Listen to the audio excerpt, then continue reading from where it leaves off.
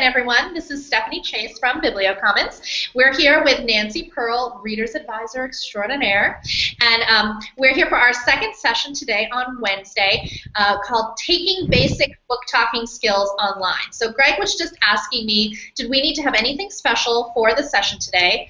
For all of you who were part of the last session, if you wrote your list of, or you made your list of 5 books, you put them on your completed shelf, you're all set. Those of us who are down here at the bottom will just need to probably have one in mind. For those of anybody who wasn't able to attend the last session, kind of while we're going through this, when we get to the activity part, you'll just want to have a favorite book in mind. So just a couple of notes. Everybody should be able to ask a question. Oh, although I forgot to turn it on, so let me just go quickly turn that on. Or maybe I can't. Oh no. I think that I am too late because I started it. So what I would say is I have my good friend here, Maxine, who's going to take questions for me, if you don't mind doing that, because I forgot to turn on the Q&A app for the Hangout. You want to do it via Twitter and tag BiblioCommons? That would be great. So we'll take questions that way. Those of us who are down here in the bottom will be able to ask Nancy some questions. So sorry about that, guys. And so then again, what we're going to talk about for about the next 10 minutes is about taking basic book talking skills online. Then we have a short activity that we can all participate in, and then we'll have an open question and answer time where, again, those of us down here at the bottom will be able to ask questions, and if you are in the audience, you can go on Twitter and BiblioCommons. We're at BiblioCommons is our handle. So Nancy, again, welcome. Thank you, Stephanie. And so I know that to start out with this, you have a little technique that you like to use called talking about reading a book in 5 minutes or less. On the event page for this, we do have a link to some tips from you. It links to a PDF. So for anyone who wants to look at that, that's there. So we can't read every book in the library, of course, nor would we want to read every book in the library. And also, you know, we're not supposed to, the old saws, you can't judge a book by its cover, but in fact, everybody judges books by what the cover looks like. And there are really important messages that you can get both from the cover of a book and by taking about 5 minutes before the book gets shelved initially to look through it. Do we want to start with the cover of the first one, Stephanie? Sure. Which one would you like me to bring up first? Let's do The Lee Child. Okay.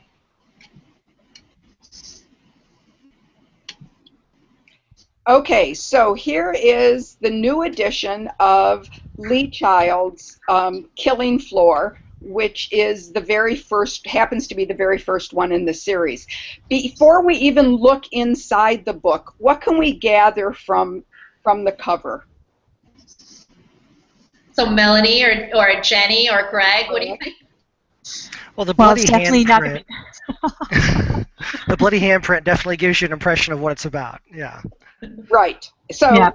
So you know right away that it's, you know, A, it's not a romance, and B, that because there's a bloody handprint, it's not going to it's probably not going to be, even within the mystery genre, it's not going to be a cozy mystery. That would not be that cover art for a Miss Marple or a Poirot or a Jennifer Chiaverini or somebody. Somebody who enjoys Dexter might enjoy this book. Yes, absolutely. Good.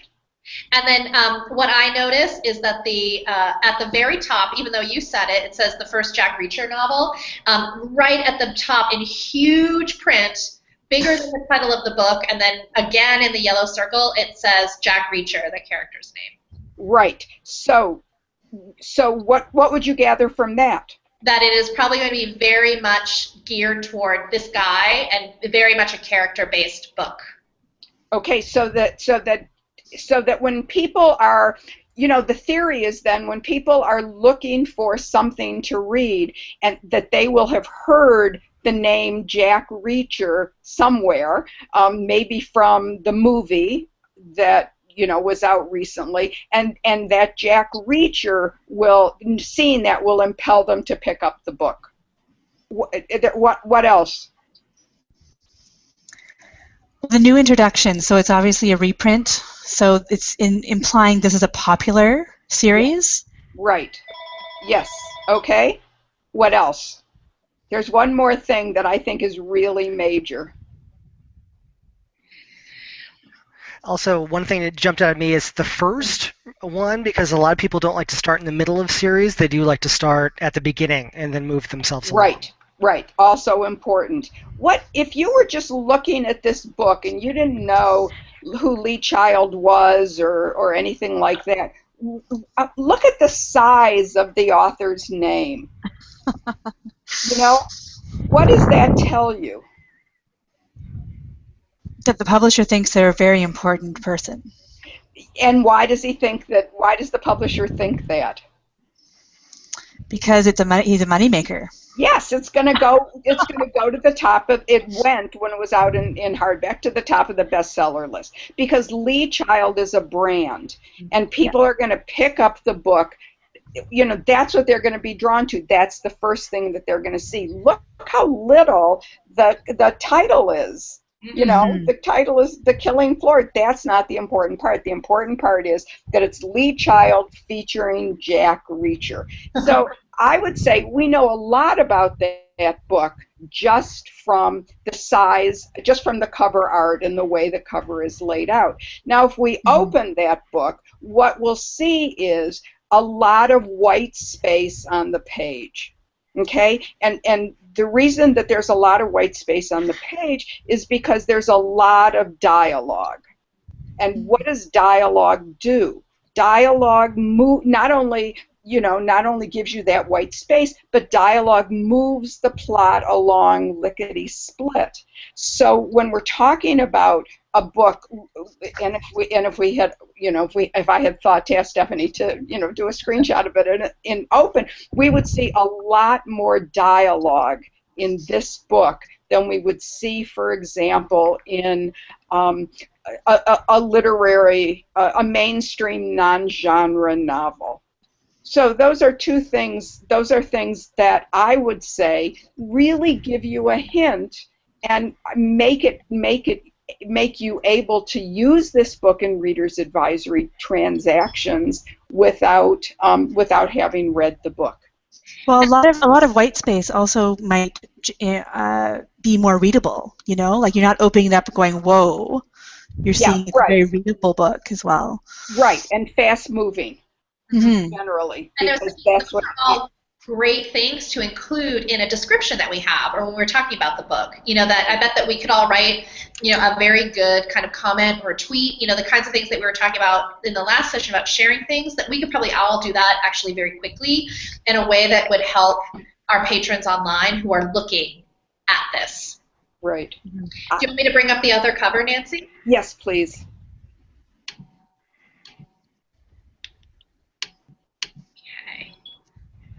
There's the next one.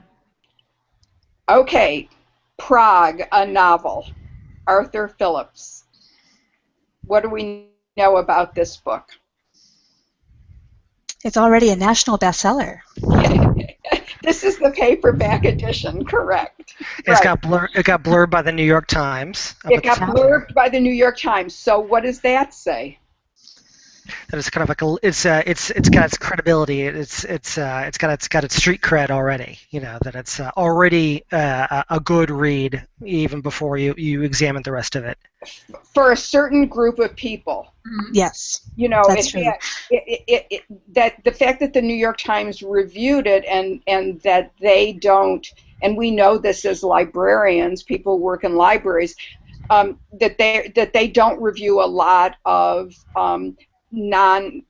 of genre books, that they have reviewed this book and given it a good review. That says something about the kind of book that it is. I was going to say it's very stylized. So the lowercase of a proper place name, the kind of fuzzy, kind of historical almost looking thing, and then I think combined with the New York Times, it tells me it's probably more literary. It might be something I'd consider as literary fiction, because there's not, it's not drawing a lot of attention to some one thing in particular. Right. And if anything, what it's drawing attention to, the title Prague, so we think Czechoslovakia, but then what the cover is of a place. and compare it to Killing Floor. Look, the author's name, and you know, this tells us this is not a big author. You know, this is an author who doesn't sell books based on who he is the way Lee Child does. This is a much more subdued, not in your face kind of book. And again, if we open this book, what we would see is a lot of description, a lot of matter that is related to the reader, not through dialogue, but through description and through musings of the main character or the main characters. So, and anything else that you can get from that? Is this a book that inclines you as a reader to pick it up? Not at all. Not at all. Okay. Well, yeah, right. The black and white kind of indicates to me that it's like a historical fiction, that it's not a modern day thing. It's like the misty aura of the past, so it might be very much historical. And I like historical fiction, so it would incline me to pick it up. Okay. Anybody else? We already know I'm a character reader, Nancy. And Prague is like a character in this book. See, there you go. So I would say that I think, you know, one of the things that's a great tool then about kind of being able to take this skill online is we just did it. You know, without even looking at the book inside, we were all, and without having the book in our possession, we were able to very quickly be able to take what we saw and be able to think about what kind of reader it would appeal to or what kind of reader we might suggest it to. So I think one of the great things, again, about kind of having the skill and being able to do it online is that, you know, most of us have the ability to see the cover of books in our catalog, that we have that kind of third-party content bringing in the things that we just talked about. And then the additional kind of matter that's in the back, you know, how many pages long it is, the size of the book. Sometimes I think the size of the book, Nancy, we've talked about this, can tell you about kind of what the publisher wants it to be. Is it a cute little size? Is it hardcover? Is it paperback? And we have all of that, that data right at our fingertips in our catalog that I think we sometimes don't often think about using. Yeah, yes, and I think too that you know, if we wanted to look, if we didn't have the book in front of us, the physical book, there are tools out there that will let us look at a page of that book. And you can read a page of a book and get a sense of the pacing, get a sense of the style, the writing style. I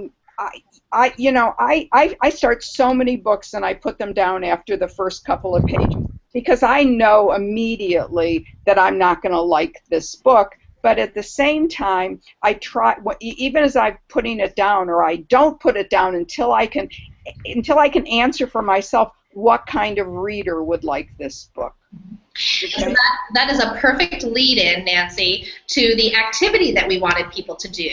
So those of you who have your 5 books that you picked as a reader, this should be an easy one for you. That what we want you to do is to go and write a comment on why someone would want to read this book. So we said, you know, to use those kind of words that we were just using there to help describe the appeal to somebody. So that's your activity. We welcome you to kind of do that right now and to do